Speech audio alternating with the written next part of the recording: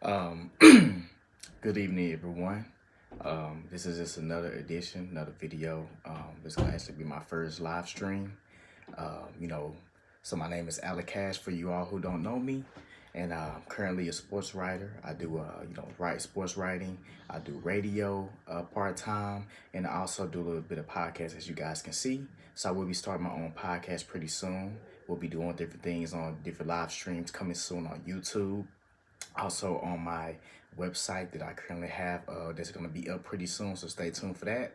I'll put out descriptions on my social media outlets, everything like that, for you guys to keep up with my work and just follow me, and get to know me a little bit more. So I'll do that at the end of this live stream, and so we're going to get started. So today's topic that I want to talk about with you guys is basically, as you guys know, free agency is about to start on March 13th. That's this upcoming Wednesday. So basically, I just want to just start this live stream off with basically just having a recap of the 2018 season, and also, as we prepare for 2019 in the offseason, get ready for NFL draft, free agency. Different teams are going to be, filling in holes, bringing in guys off of different teams to help out for the NFL roster for the foreseeable future. And so, as you guys know, I'm a big Dallas Cowboys fan. It's silver and blue all the way. So, we're gonna first kick off, just to recap the 2018 season with the Dallas Cowboys, the way it started, the way it ended, and what are some things and moves that have already been made that the Cowboys have made, and what moves do we potentially see that they can do to help this football team for the for the free agency and also for the NFL draft. So first, we're gonna just recap um, how the Cowboys did overall for this past season. As you guys know, we finished with a 10-6 record, and we also, won a playoff game, the wild card against the Seahawks, and then we officially lost, 30-22 against the uh, LA Rams. And so they kind of ended our season. And so now, we have made a few moves, depth wise, and also we bring back a couple of few guys, are from our team. So the most important, news was the Jason Witten signing when we actually brought him back. So I know at first everyone was saying it's going to be a 1 year, $5 million contract, but they, finally got a deal finalized, and he's actually going to be back for a $2 million deal. So 1 year, $2 million to bring back Jason Witten. He brings like a lot of value to the team, leadership. I know he's 37 years old, but particularly with Jason Witten, we struggled a lot in the red zone. And I know Jason Witten has never been like a deep threat type of guy. He's always been a sure-handed and more of a blocking kind of tight end, more like an old school type of tight end. So they wanted to bring him back to kind of nurture the younger tight ends, because you kind of saw that this past season when Witten left, he was always known as the security blanket and the go-to guy.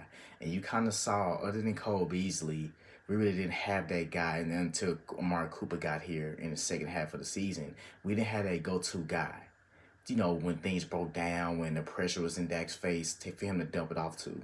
We didn't have that, in the early part of the season. And so I think and then we also struggled all year long. We finished 26 in the bottom half in the NFL at 51% in the red zone. And Witten has done much of his damage in the red zone. Game time situation when we needed a score, he was always there, to like that 2015 game, week 1 against the Giants when Romo brought us back, and Witten was there for the game-winning touchdown. And then also the overtime win in 2016 against the Eagles when he broke free, made the two defenders break into each other, and he was wide open for a touchdown. So Witten know how to find those creases in the zones, in the red zone, not the fastest guy, but he's always know how to pick his spots to get himself open.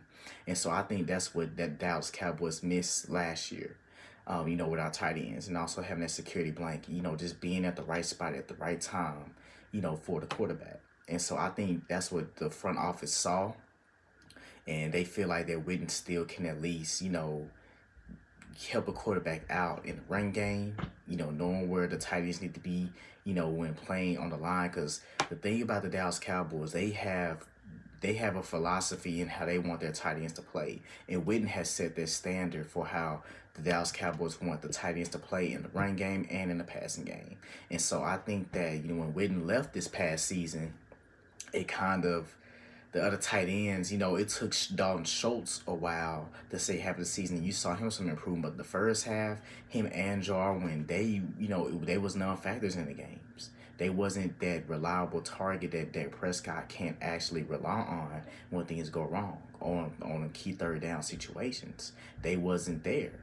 And so that's where Jason Witten was missed. And so I think that's what the front office thought and was like, well, we can bring him back. He'd been out of football. He was up in the booth, so he actually saw, a lot of times they say when you're up in the booth, you can actually see the field better. You can see different spots and different formations that the defense is running. So he could actually come back, implement some of those things, teach the other tight ends as well, and also help out in the run game, in the pass game, and also in the red zone. So $2 million, it's not gonna hurt anything. Dallas Cowboys, we haven't been in this good of a cap space, and for I don't know how long. I'm only 22. I don't remember the last time since I've been alive that the Cowboys have had this much cap space. So $2 million not gonna hurt.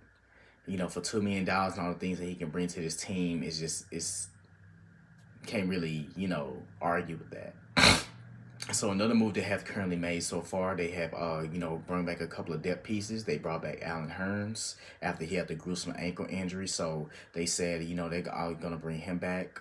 Because he could play all three spots. And I know once Cooper got here, he kind of really didn't have much of an impact and much of a role on the team. But the teammates really respect him. They say he's a great locker room guy.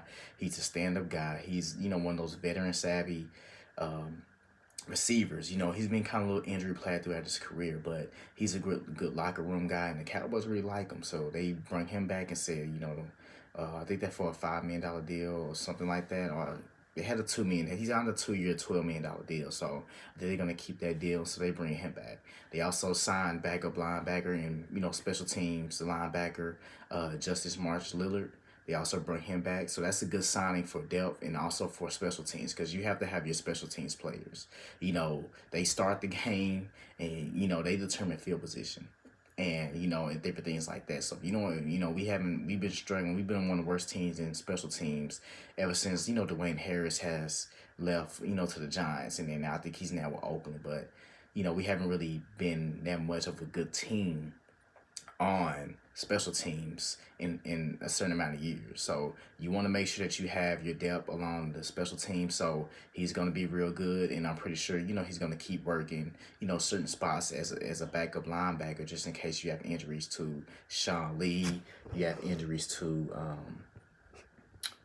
Jalen Smith, and also Leighton Vander Esch. So you have to make sure your core is strong. So linebacker depth is actually one of our strengths right now, going into free agency in the offseason. So then they also brought back backup defensive tackle Daniel Ross. So Daniel Ross has been, when Malik Collins and Antoine Woods, were taking a breather, or Malik Collins missed games with the foot, with his ankle and foot injuries, he stepped in and played nicely in the run game.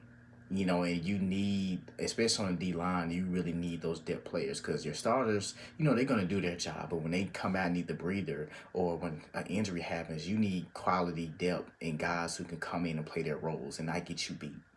And so, we have experienced depth before on this team plenty of times on numerous occasions, especially, in 2017 last season, when we had injuries to Sean Lee and Anthony Hitchens missed the first 4 games with a knee injury, and Jalen Smith was forced to play, and we didn't have any other depth along the linebacker position. That hurt us. They hurt us. They hurt us early in the season, and it cost us playoff games. It cost us a playoff spot just by not having depth at the linebacker position at spots when players go down. Even on the offensive line, when Tyron Smith went out, you had Chaz Green and Byron Bell, and those guys couldn't bust the grape, and they got you beat against Atlanta. They got almost that killed. It took Dak the second half of 2018 just to get back to his normal self after he, had surrendered, 7 or 8 sacks against Atlanta.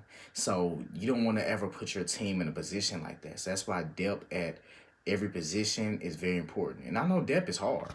Depth is not an easy thing to do. It's hard to find quality backups at key positions. It's hard. So when you have players like that who play valuable minutes and come in and play their role and do their job when your starters are out, when it's their time to play to get on the field, you want to make sure that you keep those guys fresh and keep those guys in good rotations. You have guys like that on your roster. So, we took care of those depth pieces. Like I said, free agency doesn't really start until Wednesday, March 13th. So in about 3 days. So that's when really teams can really start, having these contracts and deals that have already been made can actually be finalized. So it's still the beginning parts. Right now, we still have a couple of days. And so it's not over. Like I said, we just taking care of the things and the necessary holes to kind of plug in and sign our own guys. We still have to sign back to Marcus Lawrence. We still have to sign Amari Cooper. We still, contemplate we're going to pay Dak Prescott, Zeke Elliott, Byron Jones is due.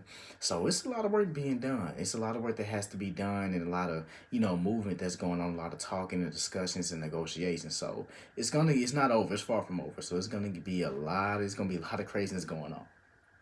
And so what I really want to get into to kind of recap and also talk about is, the two topics. First, Cole Beasley with his contract situation and what do you think the Cowboys will do, and also Dak Prescott in his contract situation. So first, we're going to talk about Cole Beasley. So Cole Beasley, in my opinion, if I'm the front office and the way he's kind of going to social media and how he kind of went out the front office at the beginning of the year, at the beginning of the free agency and, kind of just, expressing his feelings, not being involved in the offense. And then now all of a sudden he now wants to say he want to get paid $20 million guaranteed. If I'm front office, I'm letting Beasley go. I'm sorry, because it sends a message to your team in a bad way. Because first you had last year you had Dez and he going out every time there's a contract negotiation going on. It sends a bad message to your team to say, okay, is this what I have to do when my contract comes up just to get the attention of the front office to show them how much I'm worth?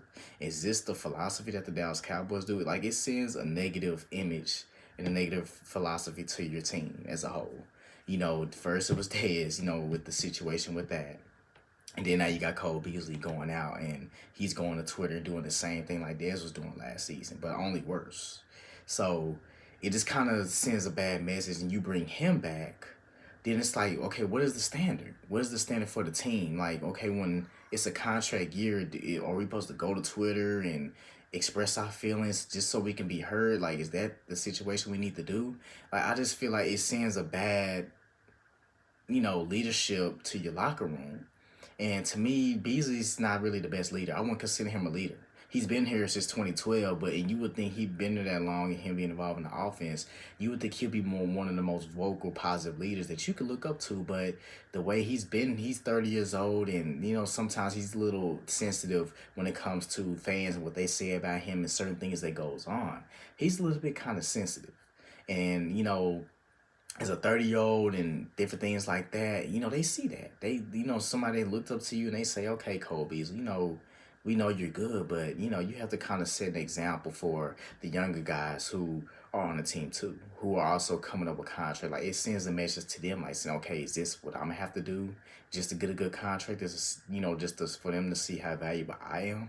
Do I have to follow the path of Dez and also Beasley? And do I have to do that kind of thing just to be heard?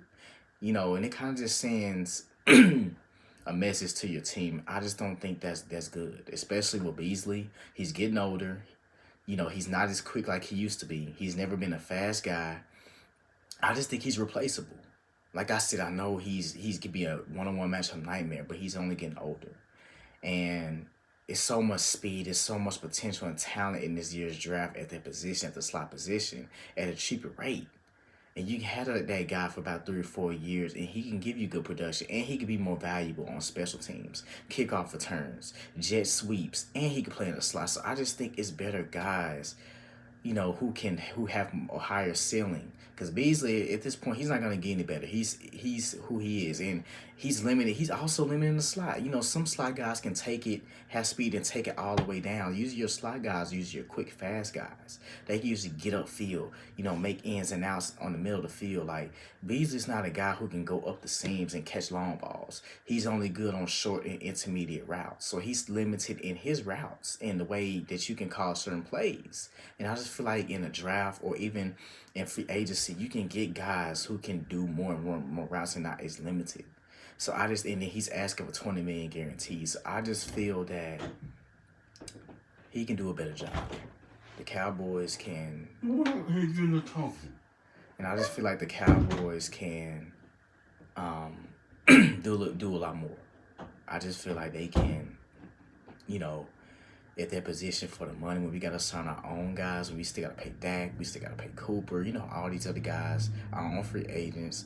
I just feel that, you know, we can, live without Cooper. I mean, we can live without Beasley. So, and I know Dak, has a good chemistry with him. But like I said, it's so much better talent. And Beasley he's not exactly considered like the leader that I want on my team. Because every time he doesn't like something, then I know he's going to go to Twitter and talk about it. Every time a fan says something he doesn't like, he's going to say something about it. He's going to be so trigger happy. He's going to throw us under the bus every time something doesn't go right.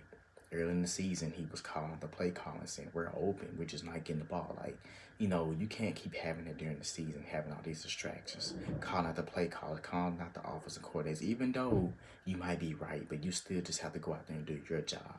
And then when your opportunities come that way, you maximize them. That's what you just have to do as a football player. Because then when it comes to negotiations and contracts, you don't think the front office remembers all that? You don't think they have all that, all those tweets? All they gotta do is go back and pull all that stuff up. Of what you said early in the season, when we were losing, when we were 3-5, after the Tennessee game and different things like that. So you just have to be careful when they, because you'll do yourself more harm and you'll talk yourself out of, future negotiations with other teams. Just because of your actions that you done displayed in previous years, that you took to social media and express your feelings, you hurt yourself potentially in the long run. So Cole Beasley, like I said, they bring him back. It should be at a good price. At his age, a 3-year, $12 million, $4 million a year. I'll give him that. $4 million a year. That's what Elliman is making in New England. He's making about $4 million a year. 3-year, $12 million. I'll take it. Then I'll bring it back. But $20 million at his age and him being 30 years old and, like I said, a limited slot guy who only can run short and intermediate routes and can't really play, kickoff returns on special teams, is not really the fastest guy. No, thank you. So Cowboys have a decision to make. I just don't think that they're not gonna do $20 million. And if he doesn't want to take anything lower, bye-bye. And so next we're gonna move on to Dak Prescott and his contract. Okay, like I said, it's a lot of flack going on with you got half of the Cowboy fan base saying, yes, pay Dak, he's deserved it. He has a 32-16 record, so that's 50%. 2-on-1 ratio with wins and losses.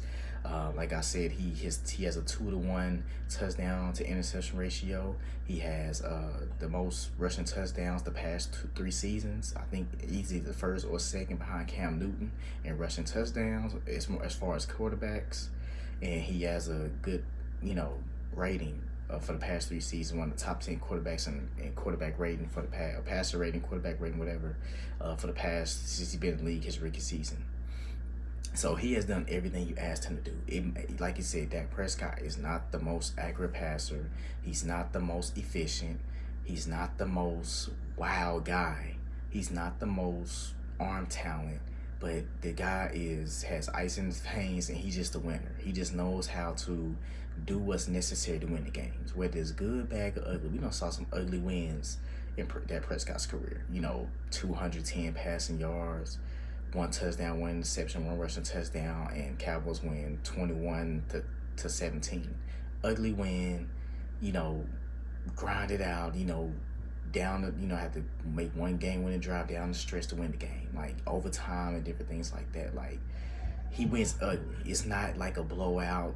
He's not gonna blow anybody out. He's not gonna put up 435 yards, consistently, or 300 plus yards consistently each and every game. 3 touchdowns, no interceptions. He's not that type of guy like an Aaron Rodgers or a Drew Brees who could light it up all across the field, make every single throw, short, intermediate, and deep pass. He's not that type of quarterback right as I see it right now. So he has his flaws, but he has done as a 4th-round quarterback who wasn't expected to start probably his first 2 or 3 seasons. Just supposed to be a backup, learn, sit, read the playbook and, just kind of watch and learn from Romo and different things like that. Someone who was supposed to come in and just be a backup, like I said, and for him to exceed the expectations that he had, just have to be thrown in the fire, didn't even have the opportunity to sit behind Romo, sit on the field and actually watch someone else on the court as a quarterback go and do the things and, go and film and, sit and talk to Romo about, okay, Romo, what did you do here? Like, he didn't have that luxury. So he exceeded all his expectations since he's been in the league. So he has done his job that you asked him to do. Because look, we had in 2015 Romo went down. Kept in and out the lineup with the collarbone injury. We had Matt Castle and we had Brandon Wheaton. But the thing about that, with that offense, you still had all your offensive lines. You had Travis Frederick, you had Zay Martin, you had your entire offensive line intact. You had 1,000-yard rusher in Darren McFadden, who finished top 4 in the league in rushing. So you had a good defense, and those 3 quarterbacks, including Kellen Moore, only managed to win 1 game that whole entire season. And Romo won 4 by himself, 3 by himself. And he was in and out the lineup. So at all 3 quarterbacks, you was only able to win 1 game. You had your offensive line attack, you still had your defense, and you had a top 5 rusher in Darren McFadden, who finished over 1,000 yards. Any other team, you would think, okay, that team would have been a success. They probably would have been like a playoff team, but they finished 4-12 because the quarterbacks couldn't move the football. You didn't have enough talent at the quarterback position to win you games. But entered Dak Prescott, same thing happened. Romo went down, entering Dak Prescott, and now he takes you 13-3. I understand Ezekiel Elliott, but that's the only exception you have was Ezekiel Elliott. But you still had 1,000-yard rushing in Darren McFadden last year. And you still had your same offensive line you had 2015. Only difference is you had Ezekiel Elliott out in there, and then Dak Prescott, but he still managed to move the ball down the field and win you 13 games. So he's talented. He's not a scrub like Brandon Wheaton, Matt Castle, and all those other quarterbacks that Dallas Cowboys had on the roster who weren't any good. So the guy has talent and he exceeded his expectations. So he's going to get paid, like it or not, Dallas Cowboys fans. Jerry loves him, and when Jerry loves something, he takes care of it. So he's getting paid. It might not be what we exactly want. I know, they saying he might get to pay $30 million. Honestly, I wouldn't pay Dak Prescott $30 million. But the front office and Dak Prescott's agent, first of all, is going to want to get the most money he can out of a team. So he's going to want to get the most that he can, especially looking at the other quarterbacks on market value right now, like Kirk Cousins, who has guaranteed money, and he's making 20-some million a year. Signed a 3-year, $87 million contract, and it's all fully guaranteed. And he's a guy that hasn't even beat Dak Prescott at all in his career. He's a guy that missed the playoffs with the Minnesota Vikings, who had the same team from last year, and he couldn't even take them to the playoffs. And he puts up good numbers, but he's not clutch. When you need him to come away with a game-winning drive, he doesn't have that clutch mentality. He loses the game rather than him winning the game, and that's been his knock all year. And I wouldn't want a quarterback like that. I don't care about the yards, the 400 yards. Can you go down and win me a game when I need you the most? In the most crucial time in the football game, can you go down and win me a game? That's what I look for in a quarterback. And Kirk Cousins doesn't have that, but you see how he is I think basically the highest paid quarterback. He's the only quarterback that has his contract fully guaranteed in NFL. And he's not even a top 10 quarterback to me. He hasn't done anything since he's been here. He hasn't even been to not one playoff game. At least Dak has been to 3 playoff games in 3 years. He's been to 3 playoff games. One, his rookie season, he missed the playoffs last year, but he went to 2 playoff games this year. He won 1 of those, so he's 1-2, but he at least been to 3 playoff games in 3 years. Kirk Cousins has yet to even sniff the playoffs. So, like I said, he has 0 playoff victories. He has all these yards and different things like that, 400 yards. That's good for fantasy football, but what is that doing for your team? Are you making the playoffs? Are you getting your team closer to a Super Bowl? That's what they expected. I'm pretty sure the Minnesota expected. If we made it to the NFC Championship game last year, and we got a better quarterback in Kirk Cousins, and he's better than Case Keenum, and you got Dalvin Cook coming back, you still got the same defense from last year, we can make a trip at the Super Bowl. I'm pretty sure that's what the Minnesota Vikings was thinking when they got Kirk Cousins. But it actually was the other way around. It actually defense wasn't that good, and offense wasn't that good, and they couldn't get the job done. But they gave him a fully, so he's on lock for about 2 more years, and his contract is fully guaranteed. Now they're stuck with that. So, like I said, so he's gonna get paid market value. The rate Jimmy Garoppolo, Matt Ryan just got a contract this past season. You have Aaron Rodgers who's making what $33 million a year. You have all these quarterbacks who are making top dollar, and Dak, they're looking at that. Matthew Stafford. If you look at the top quarterbacks from like 1 through 10 who making the most money, I think it's on. I think none of them made the playoffs. The top quarterbacks right now, I forgot how many years, but the top quarterbacks right now, as far as the contracts and guarantee money and how much that contract is, neither of them made the playoffs last year.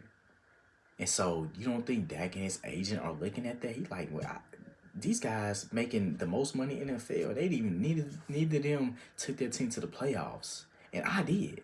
I took my team to the playoffs. I have a 32-16 record, and I've been to 3 playoff games in my 3 years. I have a better resume than all these guys in their first 3 years. And you think I'm gonna take less than them? Jimmy Garoppolo? Are you serious? Who got paid after 5 games and had 7 touchdowns, 5 interceptions? Are you serious? You tell me I don't deserve the money that he's getting? That's how Dak and his agent are looking at things. I know as fans we're saying, oh yeah, Dak, he's not the most accurate pass, so Dak deserves 18 to 20 million. But you gotta look at the other quarterbacks who are getting paid, and they done far less than Dak has done. Nobody's true about Jimmy Garoppolo getting paid, but when it comes to Dak Prescott, oh, the whole world is on fire. You gotta understand, he exceeded his expectation. He did what was asked of him to do as a 4th-round backup who wasn't even supposed to start, had no business starting in 2016 and 2017. Has led you to 3 playoff games in 3 years and has a 32-16 record. Like I said, Dak is not perfect by no means, and he has to improve. Like, this is the year where he has to improve. And if I don't see any improvement and he signs his contract, then yes, as Dallas Cowboys fans, we should be concerned. We have a big problem because it'll be his 4th year. He still, hasn't improved his footwork. Still haven't improved his throwing ability. And he's still either the same as that quarterback, and you brought in John Kittle to work with him, and you got an offensive coordinator, Kellen Moore, who's supposed to put in new design runs and different creativity within the offense, and Dak still is the same. Then it tells you right there, the problem is Dak. It's not the coaching, it's not the play calling, it's Dak Prescott. It's just he. He is just hit his ceiling. He is who he is at this point. Then you have a problem. But if he, like you say, you pay him this season, because he's going to hold out if you don't pay him. Now you're going to be without a quarterback who's going to hold out. Now you're going to have Mike White and Cooper Rush taking first-team snaps. He's not going to report, and he's going to just keep holding out. And then you're going to also have DeMarcus Lawrence holding out. So you're going to have your top guys on your team. You got your quarterback and your best defensive player going to be holding out. So you're going to have a dilemma in Dallas. So I think that's why they're going to pay Dak. And you're hoping and praying that he improves. That's why they bring in John Kitna, who's a former quarterback in NFL for about 10+ years. And he has been a head coach and a coach and different things like that.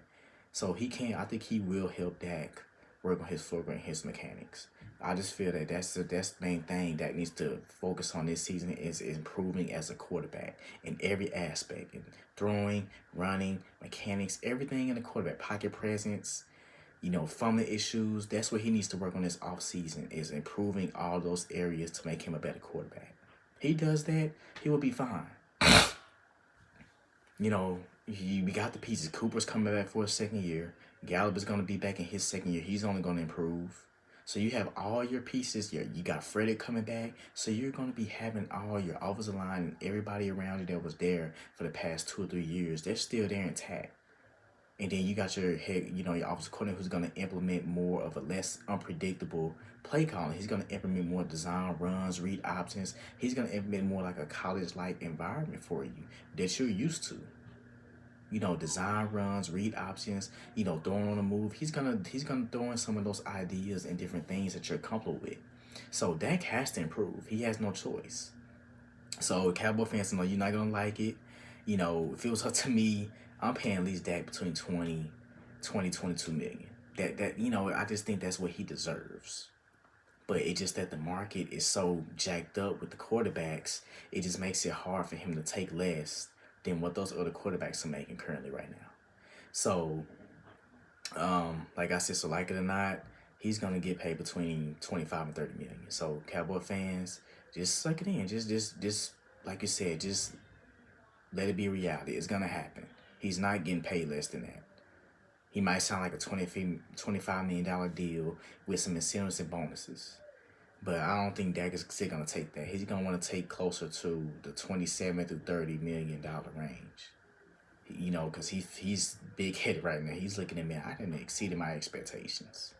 I did what y'all asked me to do. I know I haven't been perfect, but I have when we needed a win, I went down the field, drove us down there, and got the win. When we needed a win. When I didn't have Ezekiel Elliott in the Giants game, I put the team on my back. I made the plays that would need to be made to win that game. So, like I said,